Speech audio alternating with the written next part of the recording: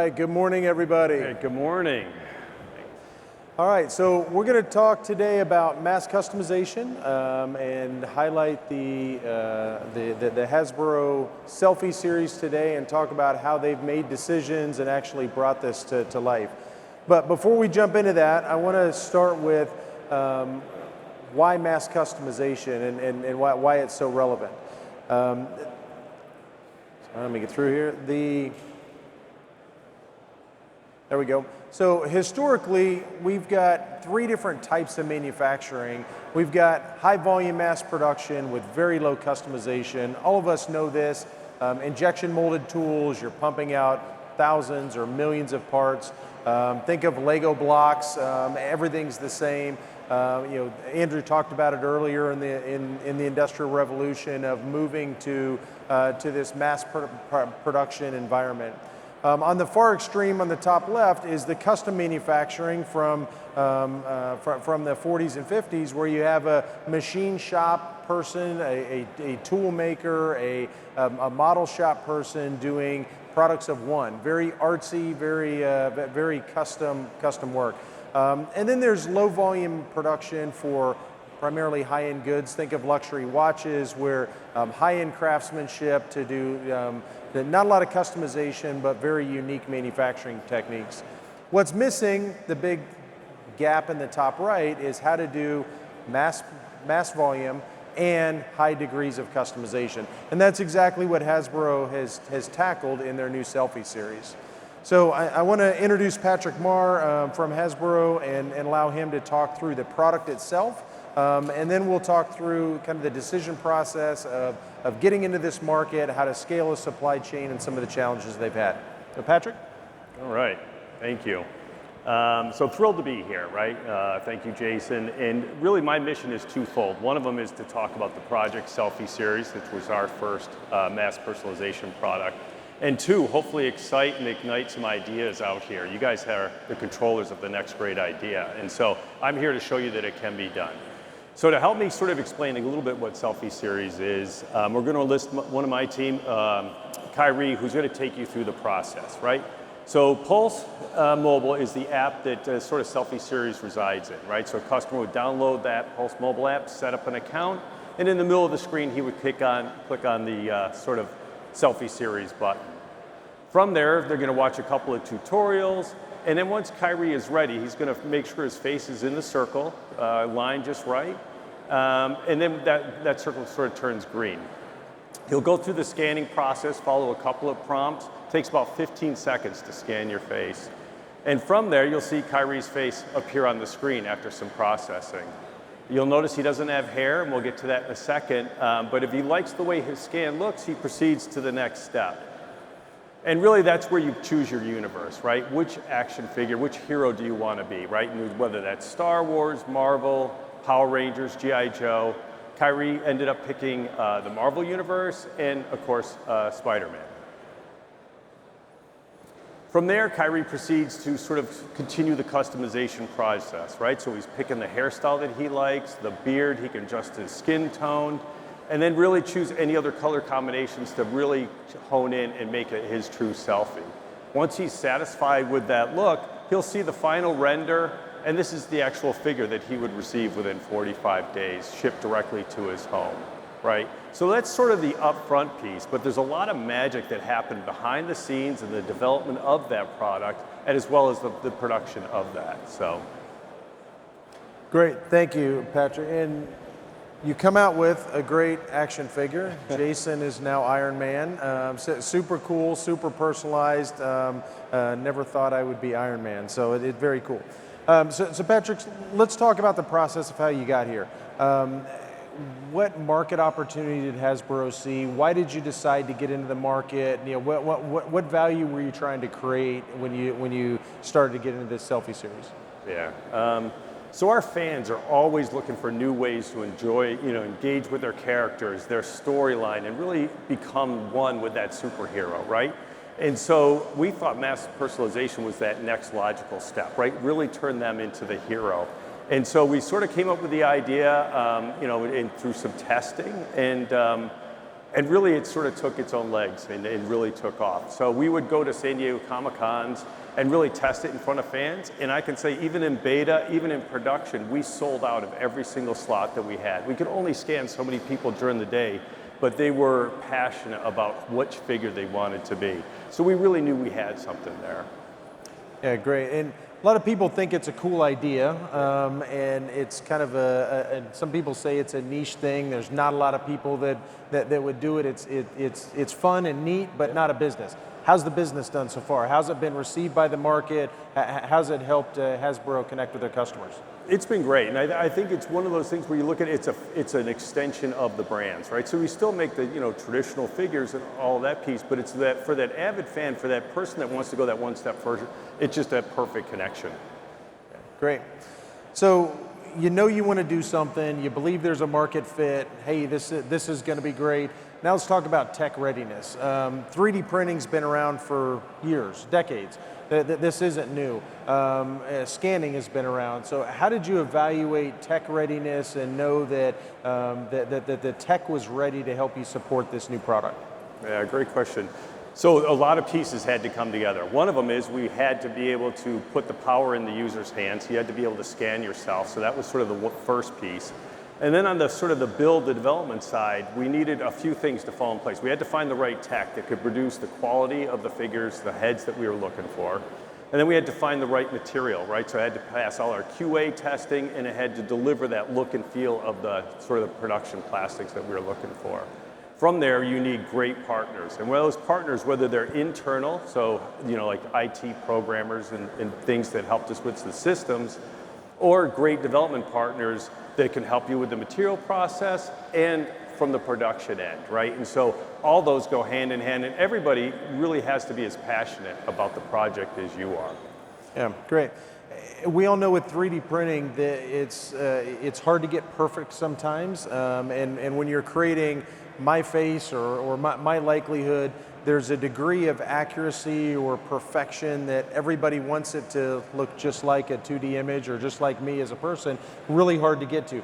How did you get to what's good enough to launch this product? How tech ready does it need to be? How accurate does it need to be to bring this product to market? Yeah, so we always call it like the toyification. We're trying to create you as a toy, right? And so I think that's part of it, right? That we wanted to make sure the quality was there so that you could put it on your shelf with the rest of your collection and it would look amazing, right? So that was kind of step one.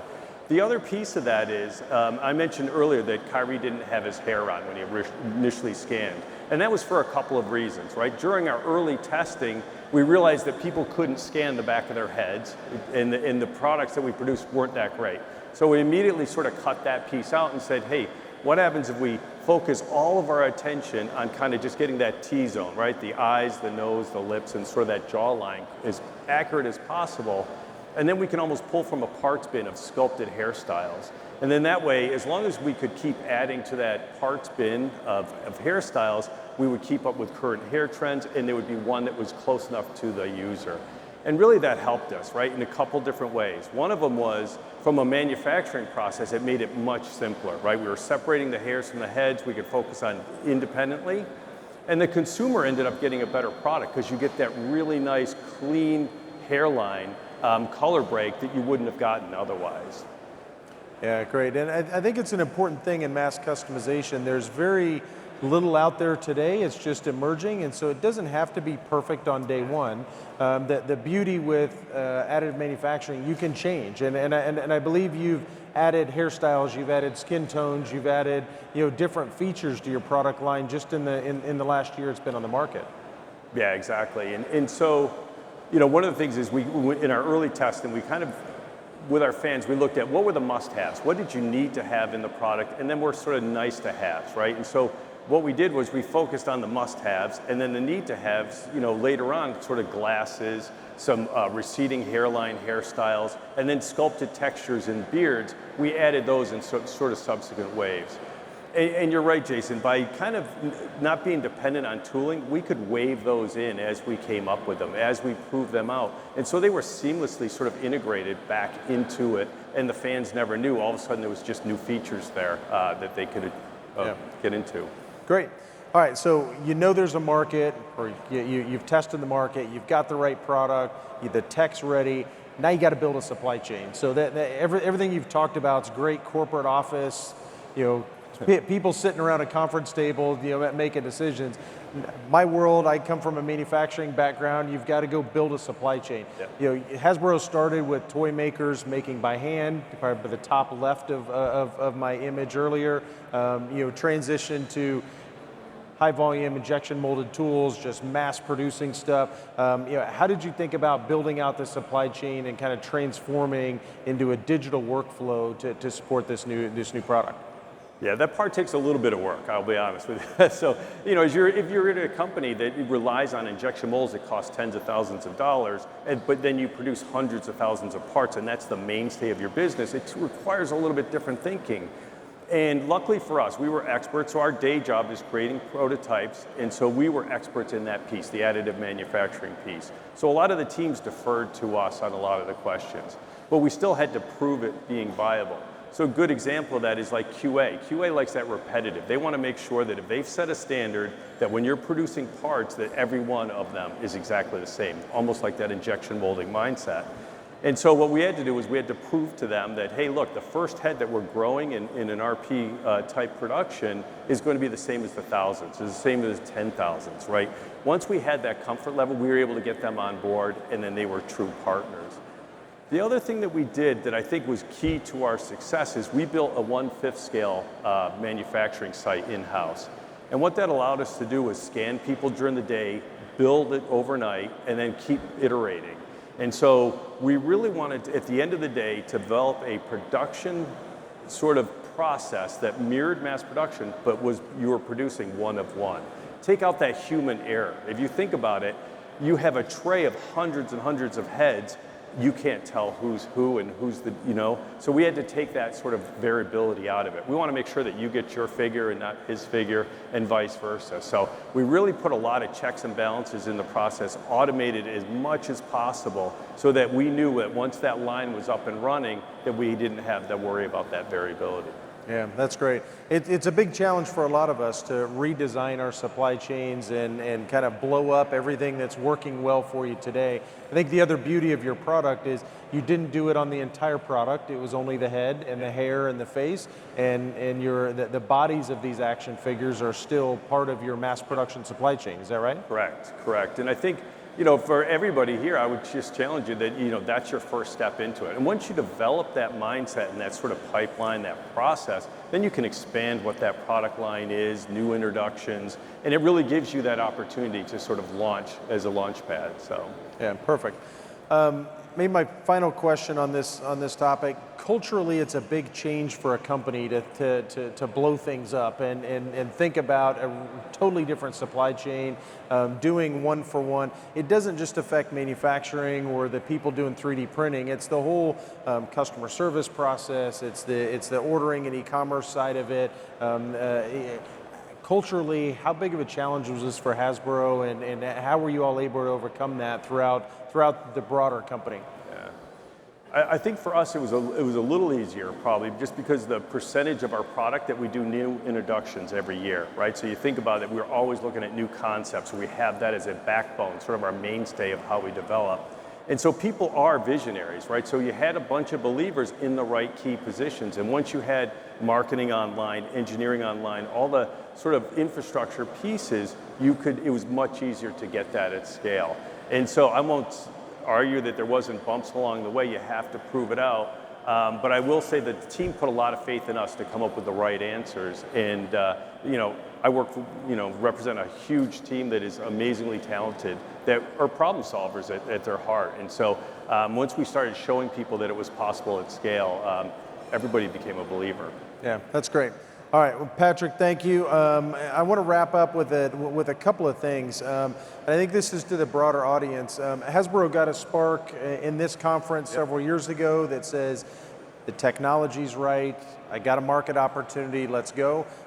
We want to incent that same spark with people in the audience today. So I think that the key messages here is mass customization is possible. It's not a future thing. It's not something we dream about. It's there.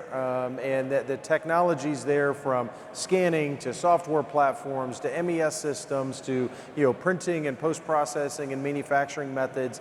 It is possible, and there's lots of companies that are being successful, Hasbro being one of them. The second point is there's a lot of value that it creates to our customers. You see several examples here, from consumer electronics to fashion goods to electronics. It creates value not only to customers because it personalizes the product to them, better meets their needs, but it also to the OEMs, to those companies that are trying to get deeper and more connected with their customer, have a stickier relationship with them, or potentially have a higher margin product because it is personalized and customized. So mass customization is possible. It also adds a ton of value to all those in the supply chain. And then finally, Hasbro's blazing new paths in their industry in creating personalization, and you see the Hasbro Selfie Series, and moving beyond traditional mass production methods of injection molding, or the historical mindset of 3D printing that says you can only do prototyping, you only use additive for prototyping. They've really changed that paradigm in their industry, that you can use additive manufacturing, digital manufacturing to bring a true personalized experience to their customers. So I want to challenge all of you, think about your products, think about your customers, and how you can add value to them by integrating more mass customization solutions. And finally, speaking of mass customization, Patrick, tell them what you have in your booth for the audience today. So I totally agree with that sentiment, and I would love to sit here in the next couple of years and hear from some of you on your success stories, right? So I think that we'll keep it evolving as we go through. But we have a nice pop-up store in the back over there, Selfie Series. Come by, see the team. We'll be happy to talk you through any of the tech, answer any of your questions, things that went right, things that didn't go right, some of our challenges that we had. And at the end of the day, we'll scan yourself, create your own action figure. Great. Patrick, thank you very much. All right, thank you, Jason. Appreciate it.